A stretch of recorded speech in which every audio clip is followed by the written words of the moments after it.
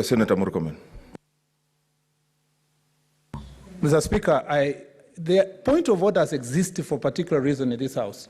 And so it must not look like we are being irritated or we are irritating people by raising these issues. Senator Malala, in his reading of Kericho and Muranga, and the record bears me witness, Mr. Speaker, said we used the criteria adopted by the Senate, not the committee. And I explained myself very clearly, Mr. Speaker, that where governors have been cleared, like the case of Kericho and Muranga, the committee report was not adopted by this House. Therefore, that criteria is not a criteria of the Senate. He will be right if he confines himself to say, we borrowed or adopted. I don't mind him using the word adopted, and he should not teach me about what synonym is. He can say, we adopted a criteria used by the committee in Kericho and Muranga, but not Senate. Because if you say a criteria adopted by the Senate, you create that impression that there's a criteria adopted by this House. Senator Bogisho. Okay, Senator Bogisho. Speaker, this is really on procedure now. Because I think there's a threshold also, Speaker, on what the point of order is. I mean, you can't use a point of order, Mr. Speaker, to start debating the matter or even argue. I think, Mr. Speaker, I think if we keep ourselves to the threshold, I think we will not have all these things. And I understand what it is. But you can't use that provision to continue debating the issue out of this thing. Senator Mutula Kilonzo Jr.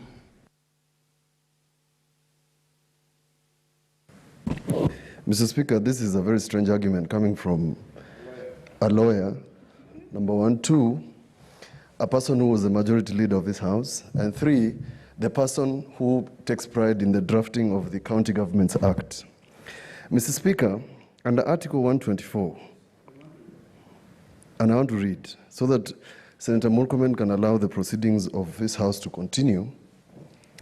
Each House of Parliament may establish committees and shall make standing orders for the orderly conduct of its proceedings, including the proceedings of its committees. In simple English, Mr. Speaker, the orderly conduct of this Senate and its plenary and committees is the conduct of Parliament.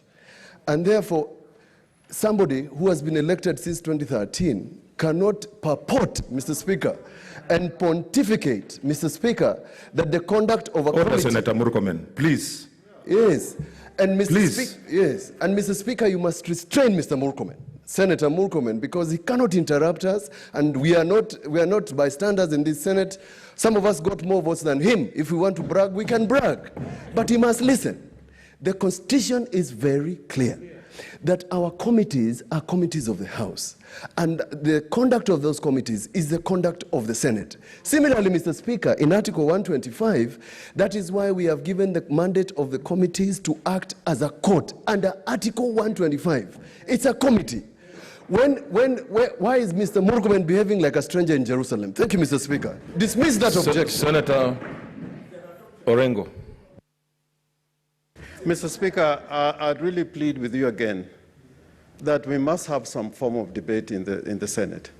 If there is interruption in the middle of speeches, there will never be any debate. In fact, we have rules of debate because we conduct our business and make decisions on the basis of a debate. Now, with this serious agenda which is before us, if Mr. Malala cannot be given time to present the report that he has a summary on a matter in which you are giving us the courtesy to comment on it, otherwise business would have ended. But you have given us, the opportunity to comment. And, Mr. Speaker, I want to remind Senator Murkomen that the first impeachment that we had in this House, he was there with me.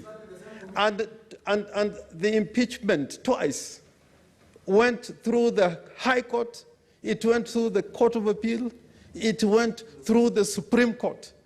In fact, the principles and the threshold that Senator Malala read out here was not really what we adopted. It was a direction by the Supreme Court.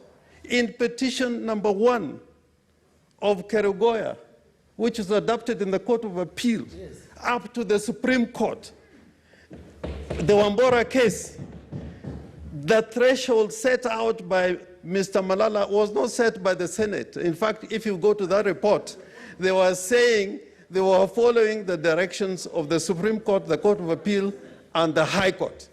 And therefore, the committee adopted it on the basis of a judicial decision. And that judicial decision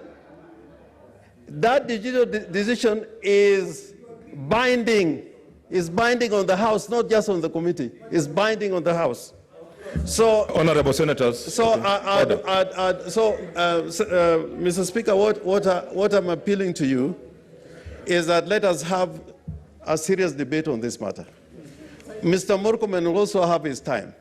And if you interfere with him the same way he's interfering with Mr. Malala, he will not have even a minute to speak. Okay, order, members, order. Senator Malala, proceed. Murkomen, please, you are pushing me to the edge. Yeah, you are pushing me to the edge. You are not going to tell me what to do. Murkomen. Mr. Speaker, you'll allow me to proceed, Mr. Speaker. Mr. Speaker, before I was rudely interrupted, I was addressing the issue of the toxic